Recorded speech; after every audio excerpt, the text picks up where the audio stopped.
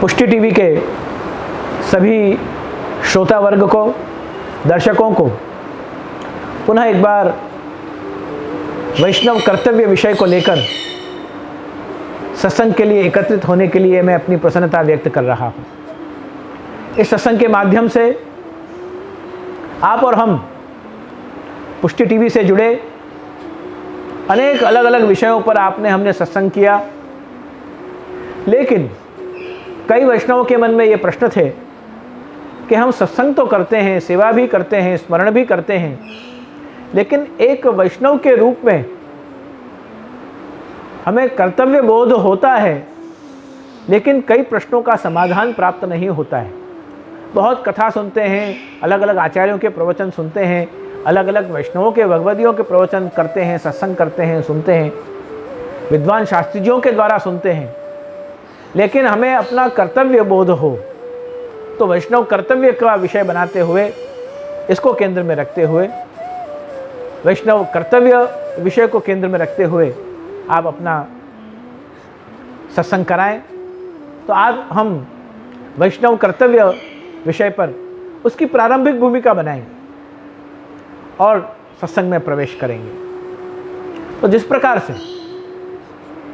आप सभी social media के माध्यम से, पुष्टि टीवी से आप यूट्यूब पर जुड़े हुए हैं, ऐसे ही अपने हृदय की जो यूट्यूब है, माने यू मतलब हम स्वयं और ट्यूब मतलब जाने की जो टनल है, उसको भगवान की तरफ इस प्रकार से मोड़ें जिससे इस सत्संग को हम केंद्र में रखकर और अपने भक्ति की गति को ज़्यादा तीव्र कर सकें। आइए सत्संग में प्रवेश करते हैं। संप्रदाय में जब से ये सोशल मीडिया की व्यवस्था हुई है, तब से आप सभी वैष्णवों के लिए सत्संग करना, सत्संग सुनना, आचार्य बालकों के द्वारा, वल्लभकुल परिवार के द्वारा, शास्त्री जी विद्वान पंडितों के द्वारा और अनुभवी भगवदीय साक्षर वैष्णव, सुग्न वैष्णवों के द्वारा आप सब निरंतर सत्संग करते रहते हैं और बहुधा प्रमाण में सत्संग होता है। कई लोग तो एक दिन में 3-3, 4-4, 5-5, 6-6 सत्संग करते हैं। इतना सत्संग हो रहा है। तो अभी मैं कल ही किसी को कह रहा था कि सोशल मीडिया आने के बाद हम मन भर सत्संग सुनने लगे हैं। 1-2 किलो नहीं, टन भर, मन भर सत्संग हम सुनने लगे हैं। उसमें से हमारा चित्त, हमारा स्वभाव अगर क्षण भर भी श्री ठाकुर जी के चरणारविंद में प्रवृत्त हो जाता है, तो वो मन भर सत्संग सुना हुआ क्षण भर में हमको श्री ठाकुर जी का अनुभव करा सकता है। इतने सब वल्लभकुल परिवार कृपा कर रहे। और मैं तो ये मानता हूं कि चाहे कोई भी वल्लभकुल आचार्य हो, चाहे कोई भी विद्वान शास्त्री जी हो, चाहे कोई भी अनुभवी साक्षर सत्संगी वैष्णव आपको सत्संग कराता हो, अगर आपको मौका मिलता है कि आप उस नदी के किनारे जाकर और आचमन कर सकते हैं, स्नान कर सकते हैं, पूजन कर सकते हैं, तो उस सत्संग की बहती हुई सरिता में जरूर से आपको अपने समय, अनुकूलता और सामर्थ्य के हिसाब से जरूर आप सभी को वो आचमन, स्नान और पूजन करना चाहिए। आज के युग में स्पर्धा का युग है। हर व्यक्ति आगे बढ़ना चाहता है, हर व्यक्ति सफल होना चाहता है, हर व्यक्ति कुछ ना कुछ अपनी क्षमता, सामर्थ्य, संपर्क, संपत्ति के अनुसार संप्रदाय के लिए, श्री महाप्रभु जी के लिए, हिंदू धर्म के लिए, हमारे संस्कारों के लिए, परंपराओं के लिए कुछ न कुछ करना चाहता है। उस स्थिति में ये मेरा कर्तव्य है, स्वधर्म है और मुझे करना चाहिए। श्री महाप्रभु जी कृपा करेंगे तो मैं जरूर करूंगा, ये भाव जरूर मन में रखना चाहिए। हमारे मन में ये सब कार्य करते हुए, चाहे हवेली हो, हवेली की व्यवस्थाएं हो, या हवेली में श्री ठाकुर जी की सेवा का कार्य,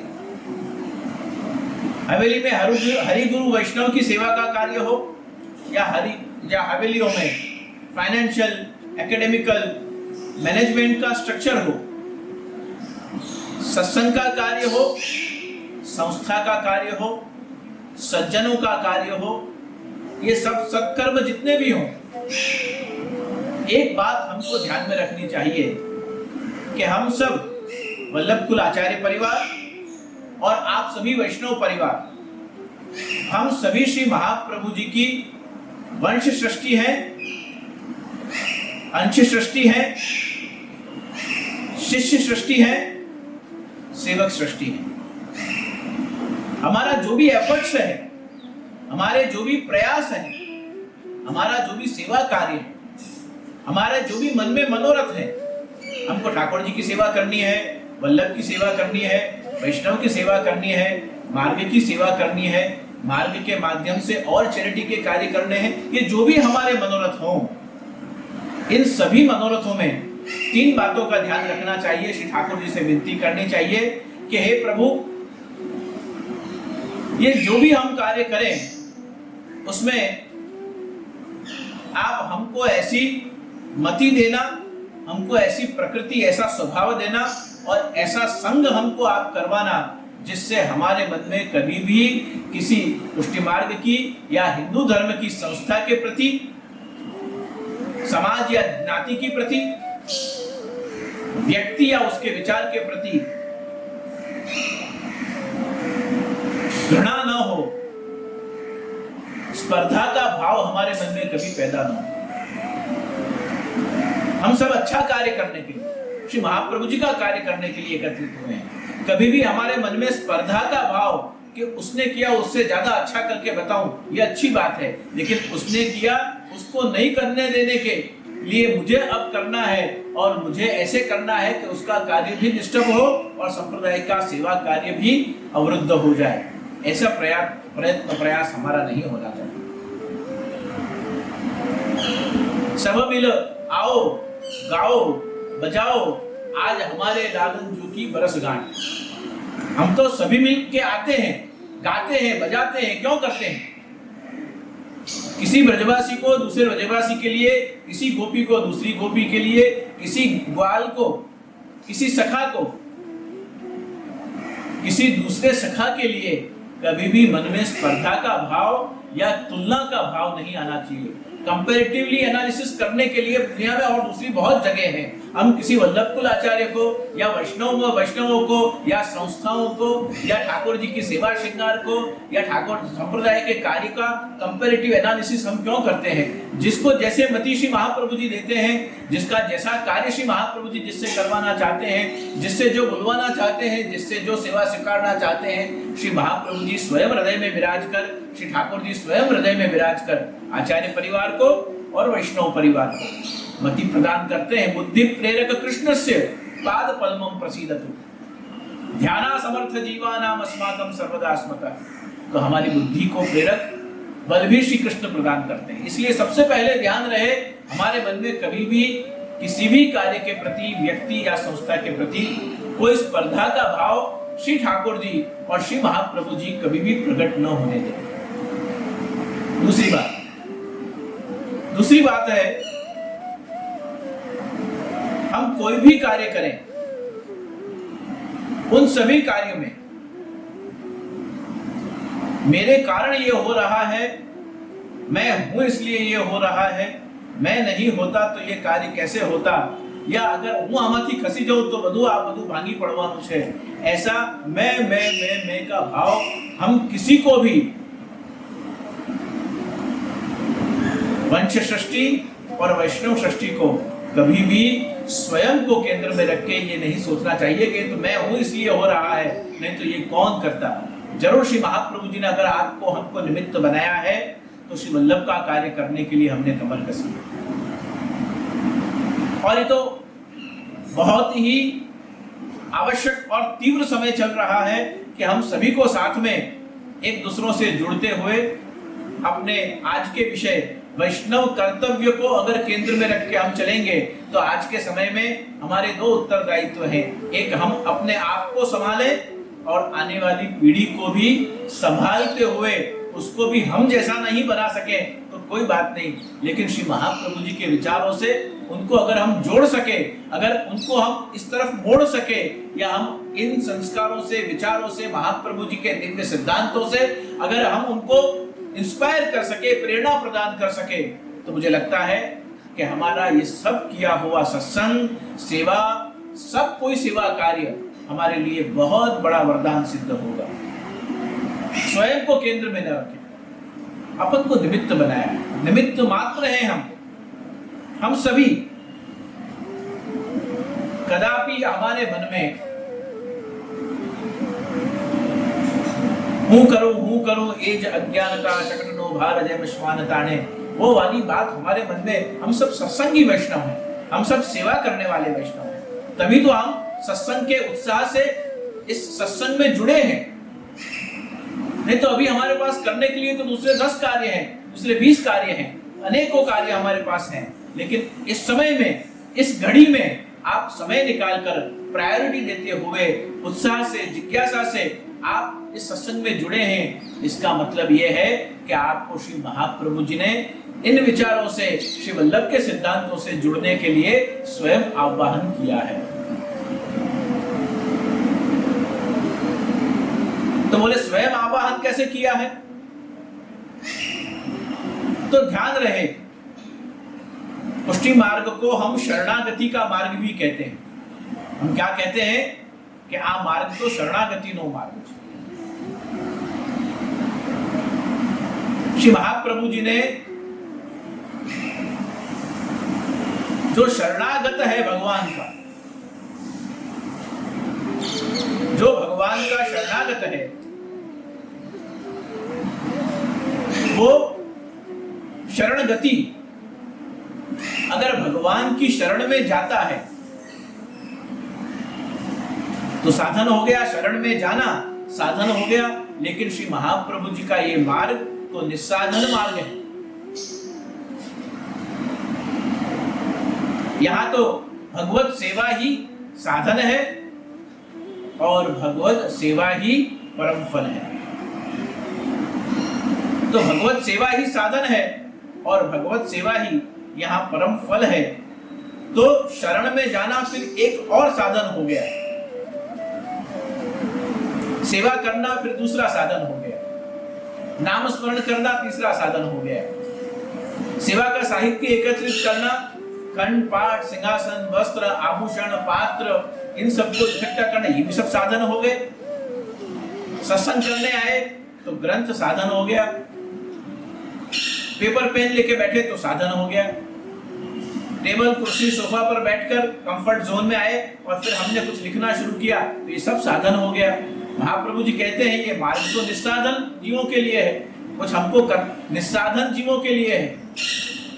निस्साधन का अर्थ क्या हुआ? तो हम ये जो भी कुछ साहित्य की बात कर रहे हैं, जो साधन की बात कर रहे हैं, वो सभी साहित्य, वो सभी साधन हमको सहायक हैं अपने लक्ष्य तक, अपने गोल तक पहुंचने के लिए। अपने गोल तक पहुंचने के लिए ये सब कुछ हमको साधन है। शब्द क्या है? शरणगति शब्द नहीं है, शरणागति शब्द है। शरणगति क्या हो गई? आप भगवान की शरण में जा रहे हैं, तो शरण में जाना भी शरण की गति होगी। हमने भगवान की ओर गति करी, वो शरण गति हो गई। लेकिन शरण गति शब्द नहीं है, शब्द क्या है? शरणागति शब्द है, शरणागति शब्द है। और शरणागति शब्द का अर्थ यह हुआ कि आप भगवान तक नहीं जा रहे हैं, आपने तो भगवान को पाने के लिए ये मार्ग और श्री गुरु को चुन लिया है। आपकी शरण की गति तो जिस दिन आपने ब्रह्म संबंध लिया उसी दिन से शरण की ओर आपकी गति तो बढ़ने लगी है। लेकिन शब्द शरणगति नहीं है, शब्द है शरणागति। शरणागति का अर्थ होता है कि जो शरण में गया है उसकी तरफ, शरणागति आगति, जो शरण में है उसकी तरफ आगति है। जो शरण में है उसके तरफ भगवान आ रहे हैं, उसकी तरफ भगवान निकल चुके हैं, उस तक भगवान पहुंच रहे हैं। आगति है शरण आगति, शरणागति। शरण गति तो वो है जो हम स्वयं शरण में जा रहे हैं। तो हम शरण में जा चुके, ब्रह्म संबंध हो चुका, हम ठाकुर जी के सेवक, श्री वल्लभ के सेवक बन चुके, हम वैष्णव हो चुके। उसके बाद जब शरणागति हमारी परिपक्व होती है, जितने जैसे जैसे शरणागति मजबूत होगी, ऐसे ऐसे भगवान आगति ही, ऐसे भगवान हम शरण में हैं तो भगवान हमारी ओर आगति, हमारी तरफ आते हैं। तो शरणागति हम भगवान की करते हैं, ऐसे ही भगवान भी हमारी तरफ आगति, हमारे तरफ आने के लिए गति करते हैं। तो एक प्रारंभिक अवस्था है, एक बहुत बेसिक प्रिलिमिनरी स्टेज है जहां हम भगवान की शरण में गए। और दूसरा फलावस्था है शरणागति ही। भगवान हमारे लिए, क्योंकि हमने कहा भगवान मैं आपका दास हूं, मेरा जो कुछ है वो सब कुछ आपका है, आपके सिवाय अब मेरा कोई अन्य आश्रय नहीं, मुझे आपके ही चरणों का अनन्य आश्रय है। ये सब जब हमारे मन में होता है, और ये सब जब हमारे मन में होता है, तब हम समझ सकते हैं कि ये जितना भी हमारे मन में ये भाव प्रकट हुआ, इस भाव को प्रकट करने वाले भी हमारे माथे विराजते हमारे श्री ठाकुर जी स्वयं प्रभु हैं। अरे किसी के मन में किसी के प्रति सद्भाव आना, किसी के प्रति अहोभाव आना, किसी के प्रति श्रद्धा का भाव प्रकट होना, किसी के प्रति आदर भाव प्रकट होना, ये भी जब तक कृष्ण नहीं चाहते कि इसको तुम आदर करो, वहां तक ऐसा सुंदर भाव भी हमारे मन में प्रकट नहीं हो सकता है। हम तो इतने भगवान के शरणागत हैं, भगवान से हमारी शरणागति ऐसी परिपक्व है, तो हम शरणगति नहीं है, हम शरणागत हैं, हम शरण में गए हुए हैं। इसलिए भगवान की आगति, वो भगवान की जो हमारी तरफ आने की जो प्रारंभ है वो हो चुका है। अब हम उसे रोज रोज कितना अपने जीवन के साथ रैलिश करते हैं, कितना एक रूप करते हैं, कितना एक रस करते हैं। जैसे हमारे मन में प्रेम है और भगवान को हमसे स्नेह है, प्रेम और स्नेह दोनों मिल जाने से, जैसे हम किसी को किसी वस्तु, चाय बनाते हैं, दूध बनाते हैं, कढ़ी बनाते हैं, तो जैसे हल्दी को, जल को और दही को जैसे हम घोल घोल कर एक रस करते हैं, जैसे एक रूप करते हैं, जैसे उसको ऐसा हम एक कर देते हैं कि जब वो बन के तैयार होता है तो हमें मालूम ही नहीं पड़ता कि इसमें दही कितना है, हल्दी कितनी है, नमक कितना है, जल कितना है। सब एक रूप होकर और अपना माधुर्य प्रकट करते हैं। फिर जब उसको खाने वाला खाता है तब कहता है वाह अति सुंदर है, बहुत सुंदर है, क्योंकि अब माधुर्य प्रकट चुका है। ऐसे ही हमारा अनन्य प्रेम भगवान के प्रति हो, भगवान की करुणामय दृष्टि, कृपा प्रसाद की गति तो हो चुकी है, हमारी तरफ भगवान निकल चुके हैं। उनका जो भी एड्रेस हो, उनका जो भी पता हो, वो हमें पता नहीं है, लेकिन हमारी और हमारी तरफ भगवान अपने एड्रेस पर, उसका एड्रेस भले मालूम नहीं है, लेकिन तारा 6000 नाम कहे नामे लक्ष्मी कंकोत्री, ऐसा हम गाते हैं, लेकिन उसके 1000 नाम में से एक नाम में प्रेम हो जाए, बस जीवन की नैया पार हो जाए। कया नामे लक्ष्मी कंकोत्री, अरे एक नाम पसंद कर। कभी कभी वैष्णव आते हैं कि हमारे ठाकुर जी का आप नामकरण करो, ठाकुर जी का नाम धरवाते हैं। मैं उनसे पूछता हूं आपको सबसे प्रिय जो नाम हो, उस नाम से अपने प्रियतम को बुला, वो तो उसी में है राजी जिसमें तेरी रजा है। भगवान तो कृपा करवा माटे ज विराजमान है। ભગવાન જેણે બ્રહ્મથી સંબંધ, જેણે એકવાર આપણે સંબંધ જોડી દીધો છે, એના તરફ ભગવાન કૃપા કરવા માટે ગતિ કરી ચૂક્યા છે. ભગવાન વાટ જોતા નથી कि मारी उम्र વધશે પછી હું સેવા કરવા જઈશ. આવું આપણે જીવ વિચારીએ છીએ. ऐसा हम सोचते हैं कि ये उम्र बहुत छोटी है, अभी तो समय आवश्य त्यारे, जब समय होगा तब हम सेवा करेंगे, जब समय आएगा तब हम सत्संग करेंगे, जब समय होगा तब हम दर्शन करने जाएंगे. समय किसी की प्रतीक्षा नहीं करता. आप सोचोगे कि अब थोड़ा बड़े हो जाएं, अभी सेटल हो जाएं, उसके बाद सेवा करेंगे, सत्संग करेंगे. फिर जब आप बड़े हो जाओगे, सेटल हो जाओगे, उसके बाद आप 2 नहीं होगे, फिर 3 होगे, 4 होगे. फिर उनको सेटल करने के लिए, उनकी जवाबदारी में, उनको पढ़ाने के लिए अपने बिजनेस को भी देखोगे, उनको भी उनका कैरियर सेटअप करोगे. फिर और कहोगे हमने વધારે नहीं થાય, हमारा છોકરાઓ નાના છે, अभी बच्चे छोटे हैं और व्यवसाय की भी जवाबदारी है, और थोड़ा समय आएगा फिर करेंगे, हमने आटलू बरोबर છે. फिर और जब समय आता है तब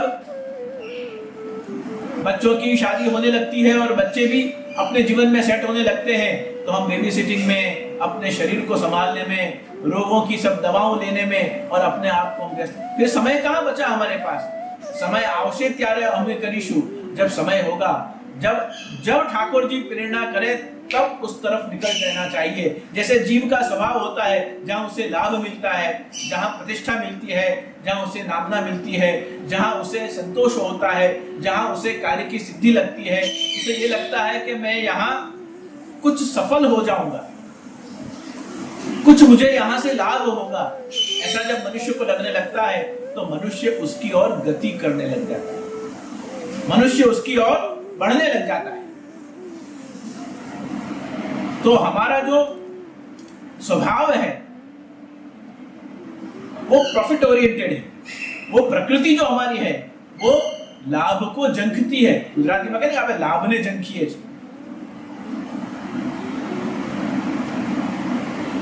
मारू खराब न थવું જોઈએ, બીજાનું ખરાબ ન થવું જોઈએ, પણ મારું તો કમ से कम તે બગડવું જોઈએ नहीं. ऐसा हम मनुष्य के रूप में सोचते हैं और सोचना भी चाहिए.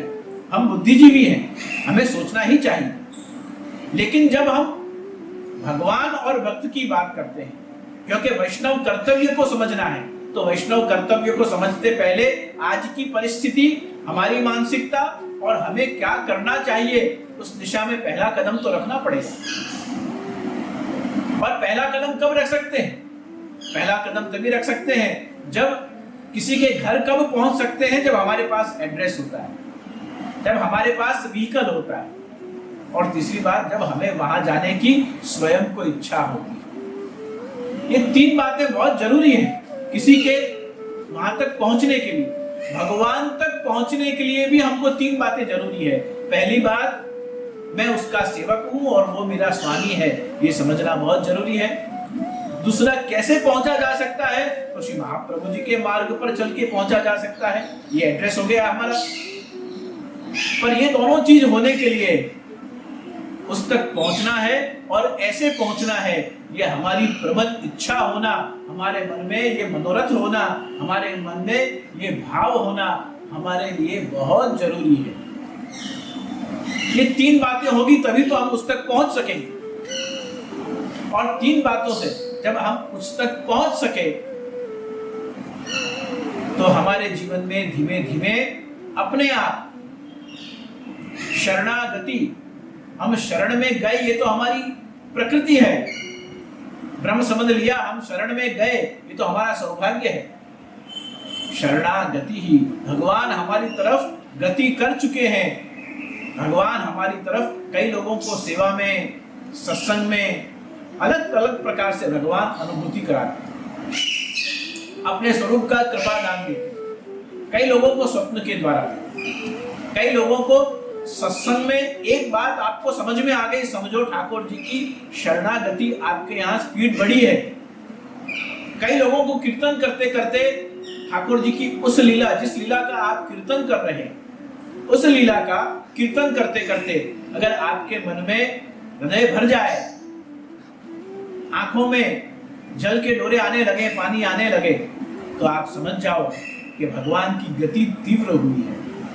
भगवान चल के आ रहे थे, अब दौड़ के आ रहे हैं।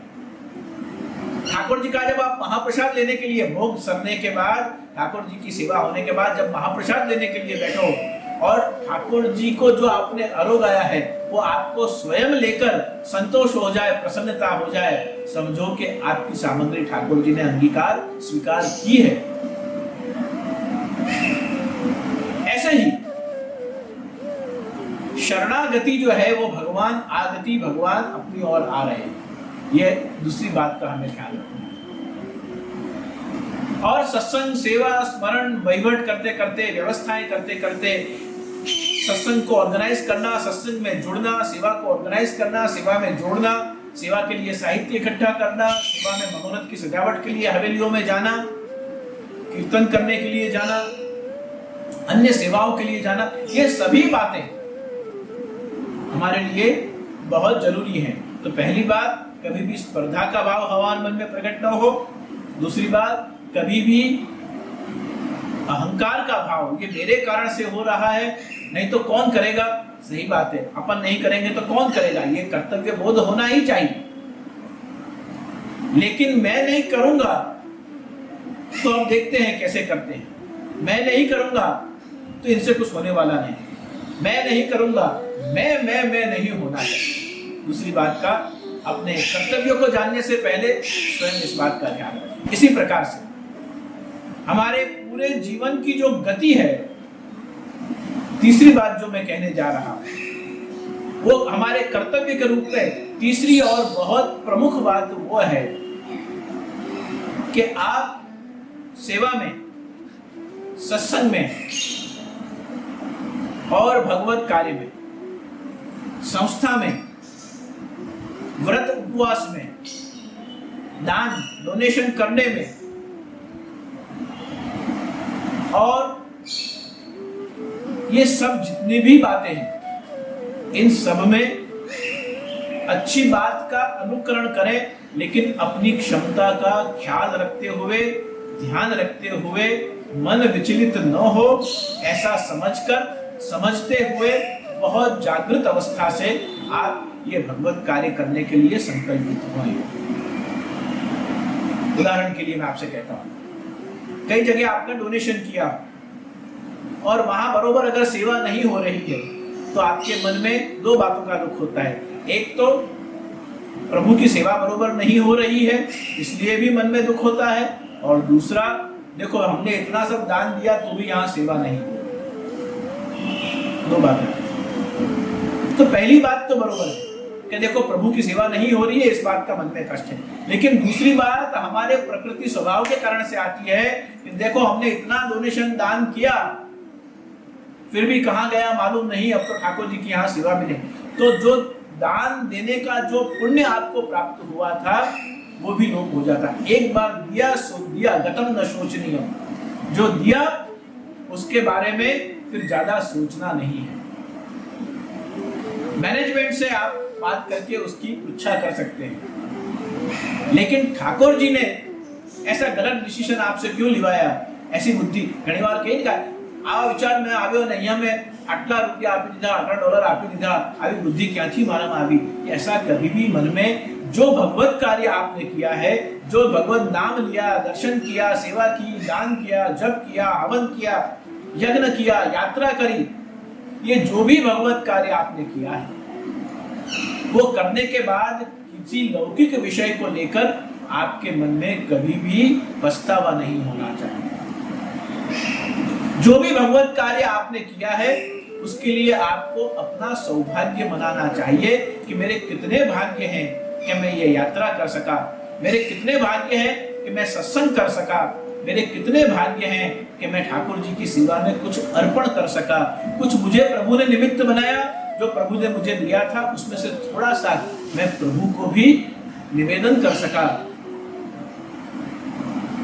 आप अपने आप को निमित्त मात्र बनाते हुए जो कोई अवसर, जो कुछ अवसर जहां भी मिला है वहां कृतज्ञता का भाव अपने मन में धारण करें।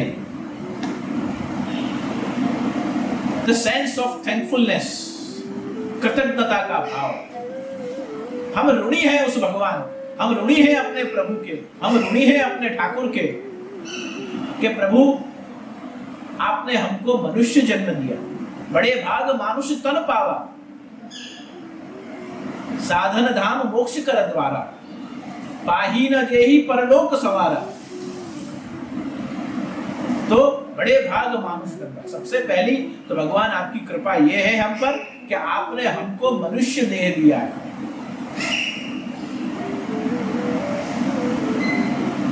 दूसरी बात, दूसरा सौभाग्य हमारा यह है कि और सब दुनिया में बहुत से धर्म हैं, संप्रदाय हैं, भगवान को प्राप्त करने के तरीके हैं, many many many lot many more religions, spiritual philosophies, ritualistic aspects, traditional religious concepts, cultural values as a religious aspects, बहुत अलग अलग तरीके हैं भगवान को पहचानने के लिए, भगवान को पाने के लिए, बहुत अलग अलग तरीके। लेकिन हम सबसे बड़ा सौभाग्य हमारा ये है कि इतने सब अलग अलग प्रकार, प्रांत और जातियां, इतने धर्म, संप्रदाय और मान्यताओं के होते हुए भी भगवान ने हमें हिंदू भारतीय धर्म और संस्कृति में जन्म लेने का सौभाग्य प्रदान किया। हम हिंदू हुए, ये हमारा सौभाग्य है।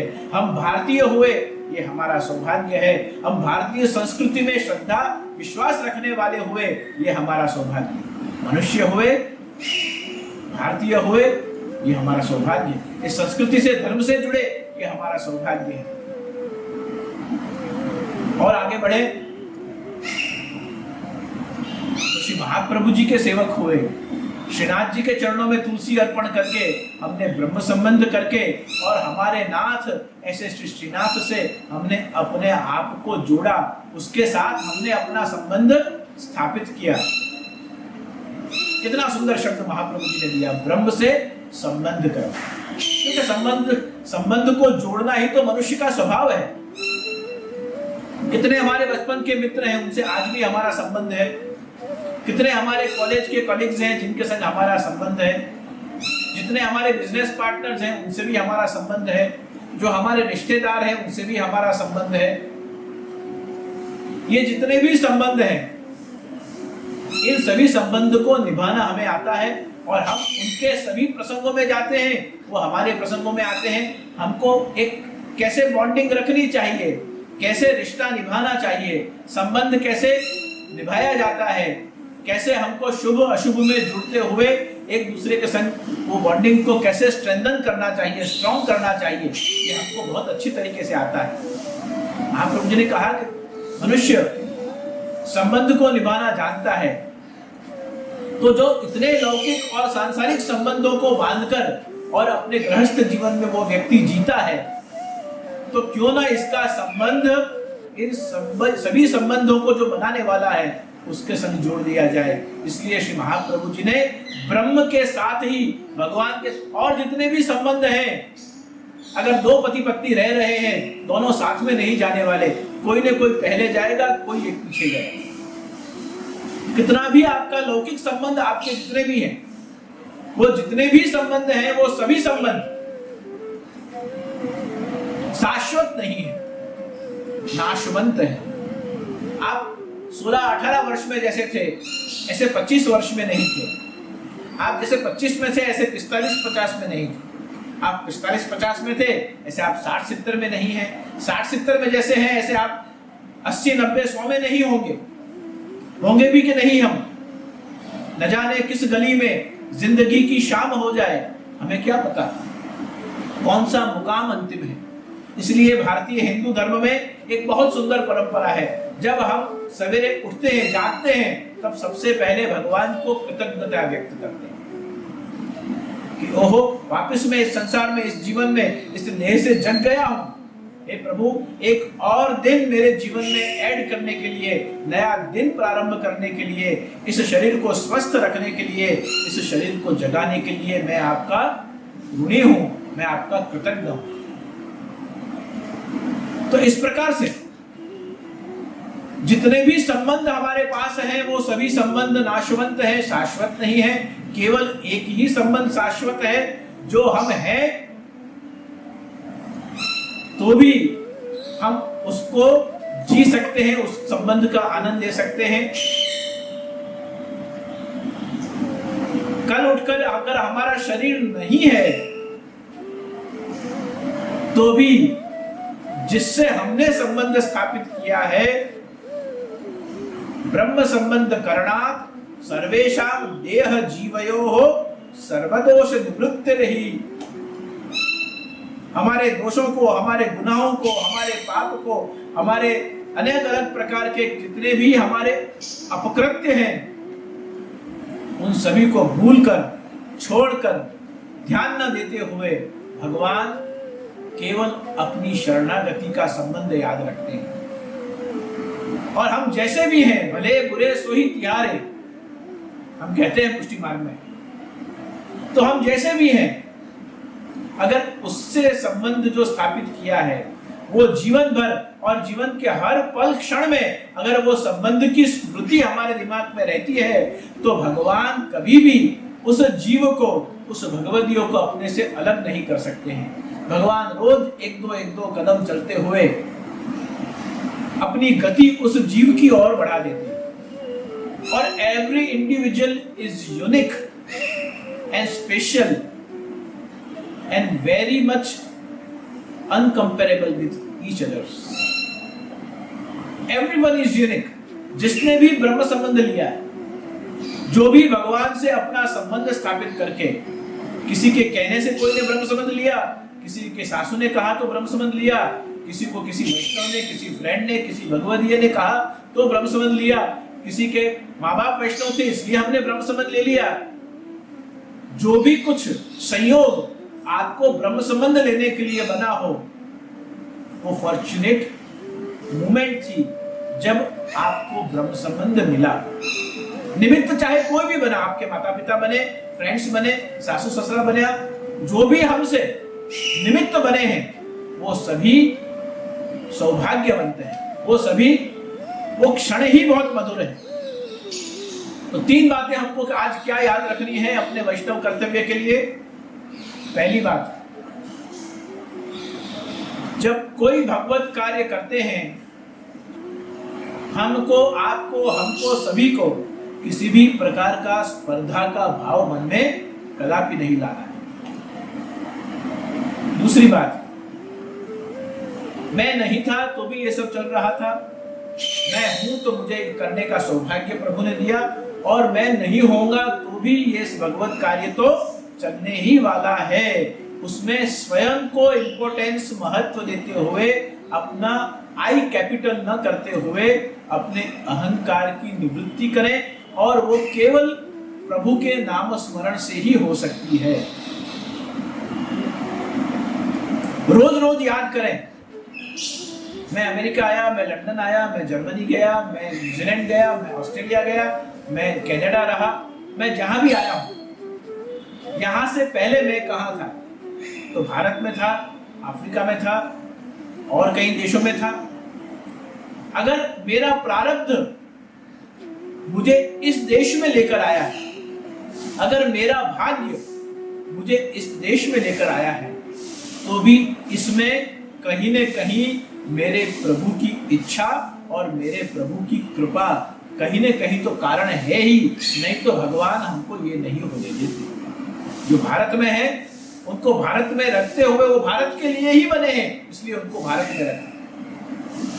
आप भारत में रहते हुए, भारत के होते हुए, भारतीय संस्कृति को मानते हुए, पालते हुए, सभी तीज त्योहारों को मनाते हुए विदेश में रह रहे, तो ठाकुर जी की इच्छा है कि आप विदेश में रहकर इस विचारधारा को, इस भारतीय संस्कृति को, इस पुष्टि धर्म के सिद्धांतों को आप स्वयं जिए और आप दूसरे को जीने की प्रेरणा प्रदान करें।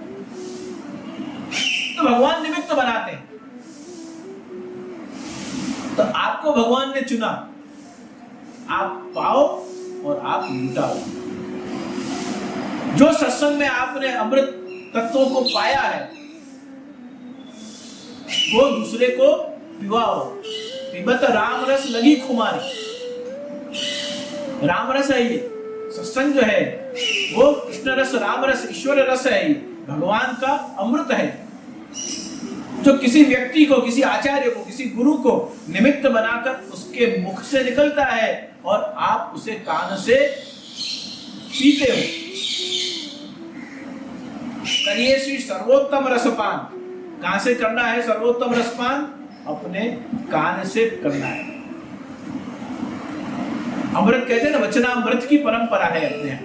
हम कहते हैं वचनामृत થઈ રહ્યા છે, वचनामृत होने वाले हैं। वो अमृत कहां से पिया जाता है?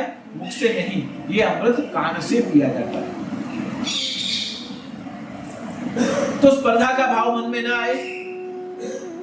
दूसरी बात, हम स्वयं को केंद्र में नहीं रखकर स्वयं ऐसी भावना रखें कि सब है तो हम हैं। मोदी जी कहते हैं ना, सबका साथ सबका विकास। ऐसे हम अपने आप को इतना इंपॉर्टेंस न दे दें।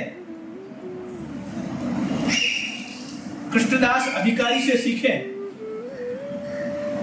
कृष्णदास अधिकारी कुछ ऐसे निर्णय लेने पड़े कि गोसाई जी की डोरी बंद करनी पड़ी।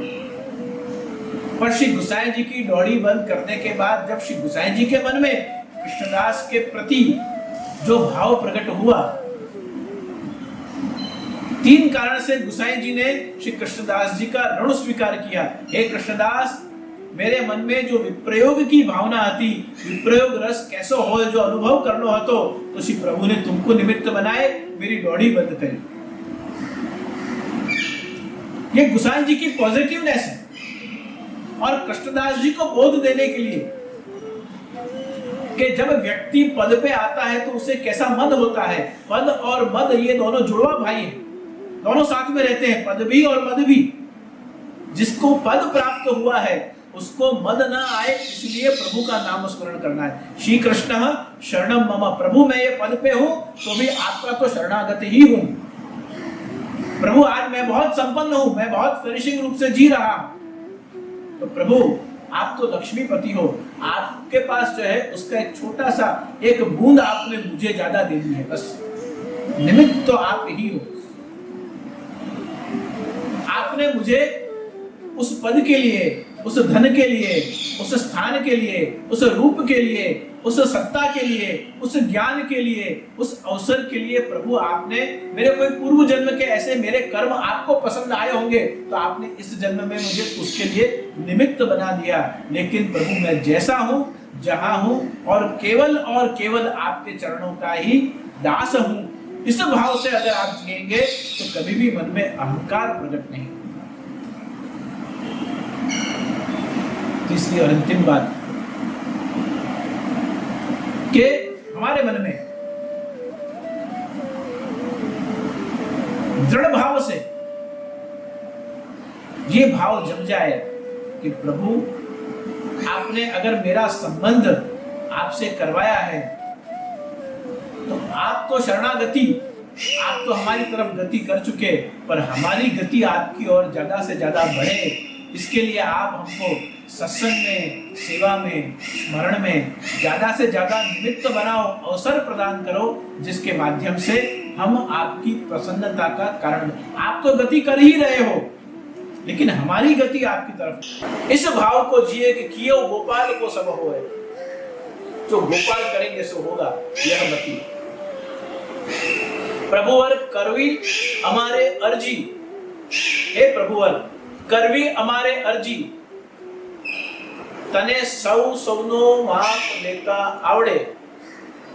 प्रभुवर करवी અમારે અરજી, શું કરવું અને ન કરવું એ તો અંતે તારી મરજી। પ્રભુવર કરવી અમારે અરજી, પણ શું કરવું અમારા માટે અને શું ન કરવું, અમારા માટે શું યોગ્ય છે શું અયોગ્ય છે એ તો અંતે તારી મરજી। પ્રભુવર કરવી અમારી અરજી, તને સૌ સૌનું માપ લેતા આવડે, કારણ તું છે મોટો દરજી। क्या कॉर्नर्स कट करने हैं, कहां बीच में से कट करना है, कहां बॉर्डर कट करनी है, कहां उसे स्क्वायर, कहां उसे रेक्टेंगल, कहां उसे राउंड बनाना है, किसके जीवन के कपड़े को कहां से कट करके कैसे सीना है, ये भगवान से ज्यादा अच्छा कौन जान सकता है। शर्त यह है कि हम 100% 100% આપણા અને એની વચ્ચે આપણા સ્વજનો પણ ના આવે, આપણો સ્વભાવ પણ ના આવે અને આપણા સ્વાભિમાન, આપણા અભિમાનના ચક્રો પણ ના આવે, સ્વજનો પણ ના આવે, સ્વભાવ પણ ના આવે અને આપણું પોતાનું સ્વાભિમાન, આ તો હું છું એટલે થયું, એ ભાવ પણ ના આવે। ये तीनों चीज का समन्वय हमारे जीवन में हो तो वैष्णवों को अपने कर्तव्य समझने के लिए, स्वबोध करने के लिए एक भूमिका बनती है। तो आज के इस सत्संग में वैसे आपको सायंकाल के समय में बहुत ज्यादा व्यस्त रहते हैं आप सब, और आपको इस सत्संग की एक नई और धारा जो प्रारंभ हुई है उसके लिए और समय निकाल कर आपको उपस्थित होना पड़ रहा है। तो आप हृदयपूर्वक, और जितनी भी हवेलियां हैं उन सबके आज जो प्रतिनिधि यहाँ मौजूद हैं उन सभी के लिए मैं अपनी प्रसन्नता व्यक्त करता हूँ और यही विनती करूंगा मैं प्रभु से कि हम तो शरणागत हैं, निस्साधन हैं। शरणागति ही अगर हमारा साधन बन जाएगा तो हम साधन सहित हो जाएंगे, साधन रहित तो फिर निस्साधन मार्ग नहीं रहेगा, ससाधन मार्ग हो जाएगा अगर शरणागति को इंस्ट्रूमेंट बनाएंगे। स्विमिंग पूल में हमको इस किनारे से सामने किनारे जाना हो और तैरते आता हो तो हम तैरकर इस कॉर्नर से उस कॉर्नर तक पहुंच जाते हैं। अगर तैरना नहीं आता है तो हम ट्यूब पैर कर चले जाते हैं, लेकिन कभी भी स्विमिंग पूल में हम बोट को, नाव को नहीं उतारते हैं इस पार से उस पार जाने के लिए। क्यों नहीं उतारते हैं? क्योंकि डिस्टेंस, इस किनारे से उस किनारे तक स्विमिंग पूल में पहुंचने के लिए नाव की जरूरत नहीं है। इससे बेहतर तो यह है कि हम जमीन पर चलकर यहां से उस तरफ पहुंच जाए, पानी में जाए नहीं, फिर पानी में जाने की आवश्यकता ही नहीं। जब तैरना नहीं आता, ट्यूब हमारे पास है नहीं, तो फिर डूबने का भय रहेगा। इसलिए बेहतर यह है कि हम चल के चलें। ऐसे ही आज के समय में, आज के इस युग में, और ये कोरोना काल आने के बाद तो एक तो स्विमिंग पूल जितना छोटा सा, कोई सागर जैसा हमारा जीवन तो है नहीं कि हम 10, 12, 15 पीढ़ियां देख सकें। हम 2 पीढ़ी देख सकते हैं, 3 पीढ़ी, 4 पीढ़ी, 5 पीढ़ी, 6 पीढ़ी देख सकते हैं। कितनी पीढ़ियों को हम देख सकते हैं? 4-5 पीढ़ियों से ज्यादा मनुष्य शरीर टिकता नहीं। एक तो हमारे पास स्विमिंग पूल जितना छोटा सा जीवन है और उस जीवन में भी प्रेम रूपी पानी भरा हुआ है, और प्रेम रूपी पानी आपके पास है, फिर भी आपको तैरना आता है, माने आपको भक्ति करना आता है, तो आप इस किनारे से उस किनारे तक रोज मंगल भोग में पहुंचेंगे, राजभोग धर के वापस आएंगे, उत्थापन में जाएंगे, शयन भोग धर के वापस आएंगे। आप कितने भी लेंथ लगा लें, आप कितनी बार भी आ जा सकते हैं। अगर आपके पास उस छोटे से स्विमिंग पूल जैसे जीवन में उस प्रेम भरा हुआ पानी अगर आपके पास है और तैरना आ गया तो आप चाहे इतनी बार जा सकते हैं। और अगर आपको तैरना नहीं आता है तो ट्यूब लगाकर और आप इस किनारे से उस किनारे चले जाते हैं। तो ट्यूब का मतलब है आप सत्संग के द्वारा, आप कीर्तन के द्वारा, आप नाम स्मरण के द्वारा उस प्रेम रूपी पानी को पार करते हुए, माने प्रेम में भीजते हुए, पूरे भीगे हुए, रसरूप होते हुए पूरे उससे आप भीग गए हैं। आप પોતે પલળી ગયા છો પ્રેમમાં, કારણ કે પાણી માં જે પડે પડ્યા વગર કોરો બહાર આવતો નથી। ऐसे प्रेम में जो डूबता है वो प्रेम के छांटों को अपने संग लेकर घूमता है। उसकी बात से, उसके स्वभाव से, उसकी भाषा से, उसकी बॉडी लैंग्वेज से आपको खबर पड़ जानी चाहिए कि ये ठाकुर जी का सेवक है, ये प्रभु को समर्पित है, इसके माथे ठाकुर जी विराज रहे हैं। उसकी भाषा तो देखो, उसका स्वभाव तो देखो, उसकी बॉडी लैंग्वेज देखो, उसका विवेक देखो, उस वैष्णव की दीनता देखो। ये उसको देखते ही हमारे मन में अनुमान हो जाए। जब ये स्वरूप का दर्शन उस वैष्णव का होने लगे तो समझना कि उसके वहां पानी भी है, उसे तैरना भी आता है और वो रोज तैरकर इस किनारे से उस किनारे जाता है। लेकिन अगर हमारे पास न सत्संग हो, न कीर्तन का माध्यम हो, न स्मरण का माध्यम हो, न सेवा का माध्यम हो, ट्यूब अगर हमको इस पार से उस पार जाने के लिए नहीं आती है, तो फिर बेहतर यही है कि हम ऊपर स्विमिंग पूल के कॉर्नर कॉर्नर पर होकर इस कोने से उस कॉर्नर तक पहुंच जाए। और वो मार्ग है आ मार्ग छे वल्लभ वर्णो रे, नहीं प्रवेश विधि हरनो रे। मतलब अभी हमको सत्संग के लिए, कीर्तन के लिए, सेवा के लिए, स्मरण के लिए अगर प्रभु ने निमित्त नहीं बनाया है, तो बेहतर है कि हम बाहर से पहुंचकर हमारे डेस्टिनेशन पर पहुंच जाएं, कम से कम ठाकुर जी के सन्मुख हो जाए। सत्संग में नहीं जुड़ सकते हैं तो कोई बात नहीं, लेकिन जो सत्संग में जुड़ते हैं उनका कम से कम विरोध न करें। जो सत्संग में हम जाते हैं,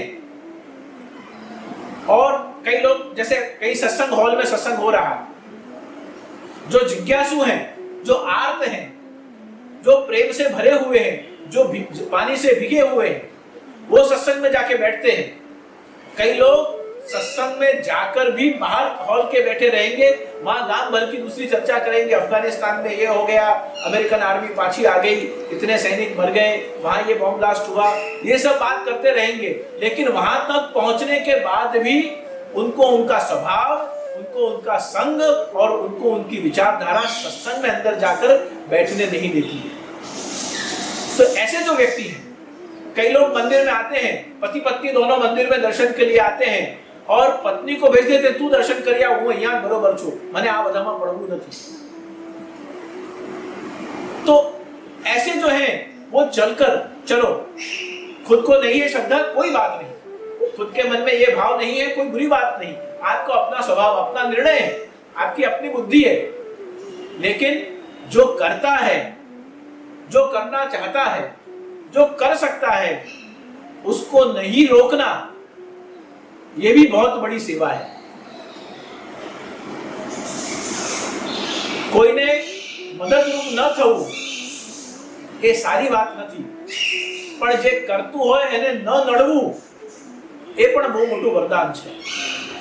जो करता है कम से कम उसे करने दिया जाए।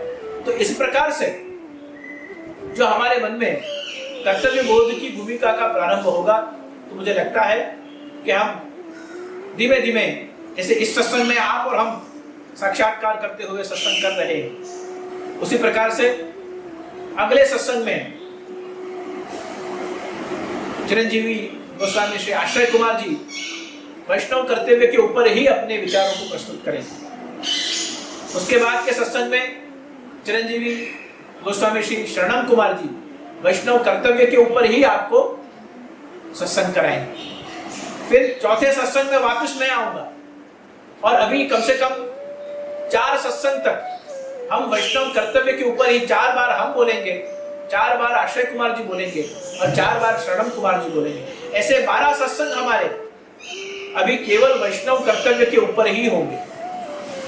हम वैष्णव कर्तव्य का ही चिंतन करेंगे कि इस मार्ग में हम आए हैं, संबंध प्रभु से स्थापित हुआ है, प्रभु शरणागति, प्रभु हमारी ओर निकल चुके हैं, तो अब प्रभु तक हम कितनी जल्दी पहुंच सके, ऐसा क्या करें, ऐसा कैसे करें, कब कब करें और किन किन के माध्यम से करें, इस कर्तव्य का बोध हमको हो, और उस कर्तव्य के बोध के द्वारा ही हम प्रभु से अपनी निकटता को स्थापित कर सकें। तो आज के सत्संग में जो हमने तीनों बातों को श्रवण किया है, उसे वैष्णव कर्तव्य के रूप में आत्मचिंतन करते हुए और पुष्टि टीवी के माध्यम से जो वैष्णव कर्तव्य विषय को हमने आज चिंतन में रखा है, उस पर आप मनन करें, उस पर आप अपने स्वतंत्र विचार करते हुए कैसे अपनी गति भक्ति में बढ़े, उस बात को केंद्र में रखकर और अपने प्रयासों को तीव्रता प्रदान करें। यही आप सभी के प्रति अपनी मंगल कामनाएं, शुभकामनाएं व्यक्त कर रहा हूं, और इस विषय को लेकर आप सभी के साथ सत्संग का सौभाग्य प्राप्त हुआ। इतदर्थ आप सभी को धन्यवाद, और प्रभु और श्री महाप्रभु के चरणारविंद में अनुग्रहित भाव से प्रणिपात करते हुए अपने वाणी को विराम दे रहा हूँ। शुभम भवतु, कल्याणमस्तु।